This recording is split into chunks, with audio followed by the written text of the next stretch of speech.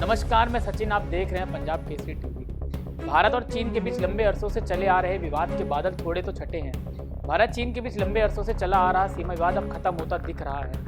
भारत चीन सीमा विवाद के चलते दोनों देशों के ना जाने कितने सैनिकों ने अपनी जान गंवाई। लंबे अरसे के बाद पूर्वी लद्दाख में line of actual control LAC पर सैनिकों की वापसी शुरू हो गई है। इसके तहत भारत और चीन के बीच पूर्वी लद्दाख में डिसएंगेजमेंट की प्रक्रिया भी शुरू हो गई है। LAC पर भारत और चीन के सैनिकों ने 4 साल बाद पीछे हटना शुरू कर दिया है। इसी बीच अब भारतीय विदेश मंत्री का बयान बेहद चर्चाओं में है। एस जयशंकर के बयान ने एक बार फिर सीमा विवाद के जख्मों को हरा कर दिया है।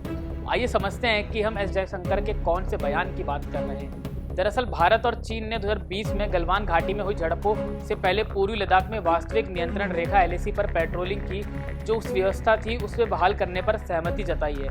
यह समझौता देपसांग और डेमचौक क्षेत्रों पर लागू होगा। लेकिन अब विदेश मंत्री एस जयशंकर ने चीन के साथ भारत के संबंधों को लेकर बड़ा बयान दिया है। उन्होंने कहा कि वास्तविक नियंत्रण रेखा LAC पर गश्त को लेकर चीन के साथ समझौता हुआ है। हालांकि इसका यह मतलब नहीं है कि दोनों देशों के बीच मुद्दे सुलझ गए हैं। उन्होंने कहा कि सैनिकों से पीछे हटने से अगले कदम का विचार करने का मौका मिला है, लेकिन मुद्दे पूरी तरह से सुलझे नहीं हैं। एस जयशंकर ने समझौते का श्रेय सेना को दिया, जिसने बहुत ही अकल्पनीय परिस्थितियों में काम किया। Today we have reached where we have. There are 2 reasons for it. One, a very determined effort on our part to stand our ground and make our point. And, this would only happen because the military, was there in very, very, unimaginable conditions to defend the country. And the military did its part and diplomacy did its part. And the second is because actually in the last decade we have also improved our infrastructure, because part of our problem is that we in the earlier years we have really neglected the border infrastructure. So when you put in more resources, because today we put in, I would say, almost 5 times annually the resources, maybe more than there used to be a decade ago. And that's showing results, and that enables the military actually to be effectively deployed. I think the combination of all of this has led to where it is. I would say, in all honesty, I would be patient. I would wait to see how this goes on. But when Prime Minister and President Xi met, at that time it was decided, okay, the foreign ministers will meet and the national security advisors will meet and see how this is to be taken forward. कुछ समय पहले ही भारत और चीन के बीच पूर्वी लद्दाख में LAC के पास से सैनिकों की वापसी और गश्त को लेकर समझौता हुआ था, जो 4 साल से अधिक समय से जारी गतिरोध को समाप्त करने की दिशा में एक बड़ी सफलता है। जून 2020 में गलवान घाटी में दोनों देशों के सैनिकों के बीच भीषण संघर्ष के बाद संबंधों में तनाव आ गया था। यह पिछले कुछ दशकों में दोनों पक्षों के बीच सबसे गंभीर सैन्य संघर्ष था। एस जयशंकर ने अपने बयान में कहा कि सितंबर 2020 से भारत चीन के साथ समाधान निकालने के लिए बातचीत कर रहा था। विदेश मंत्री ने कहा कि समाधान के विभिन्न पहलू हैं।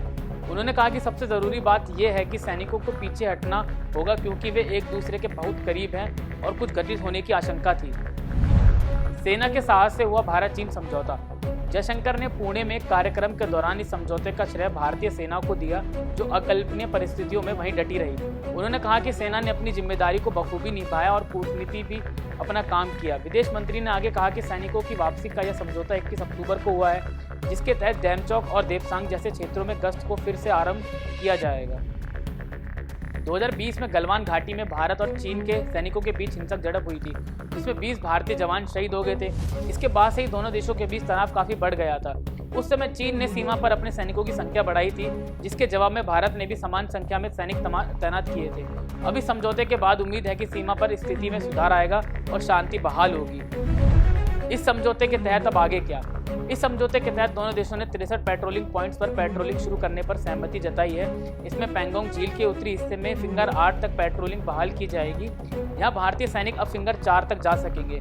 इस क्षेत्र में टकराव से बचने के लिए दोनों सेनाएं पेट्रोलिंग की तारीख और समय की जानकारी पहले से साझा करेगी। इससे सैनिकों के बीच सीधे संघर्ष से बचा जा सकेगा और सीमा पर शांति बनी रहेगी।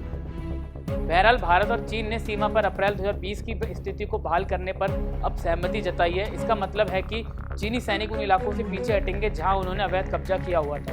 भारत चीन सीमा विवाद का सुलझना बेहद सकारात्मक दिशा की ओर इशारा करता है, लेकिन भारतीय विदेश मंत्री का बयान ऐसे समय में आया है जब ड्रैगन ने अपने सैनिकों को वापस बुला लिया। ऐसे में एस जयशंकर के बयान ने ये सोचने पर मजबूर तो किया है कि वाकई चीन ने सीमा विवाद पर सहमति जताई है या फिर ड्रैगन कोई नई साजिश रचने की फिराक में है। देश दुनिया की तमाम खबरें देखने के लिए देखते रहे पंजाब केसरी टीवी। नमस्कार।